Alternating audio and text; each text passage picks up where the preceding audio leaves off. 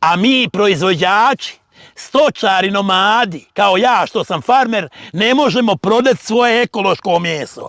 Zar nije zdravije sad uzeti ovo moje june od 200 kila i staviti u zamrzivač i jesti, nego ono tamo što se uveze, što je 45 godina staro i ima ga od Drugog svjetskog rata, tamo što su konzervirali, pa sad uvoze vamo, pa truju narod i prave rakove i prave od toga svega proizvode kancijon i rak. Ja bih savjetovao svim pametnim ljudima da kupuju od mene stoku pa da kolju. A ne da tamo uzmu krpeljo meso uvezeno koje je staro 40-50 godina, 30 godina, 20 godina, 10 godina i tako dalje. Ja tije krepalne neću da jedem ni po ćevabdžinicama niđe. Jer ja neću da razmišljam da li je ona krava našikata svim injekcijama i otrovima, pa je zaklata, pa se tako meso prodaje, ili ovo moje što je zdravo. Evo vidite, dokazuje i ovaj pašnjak.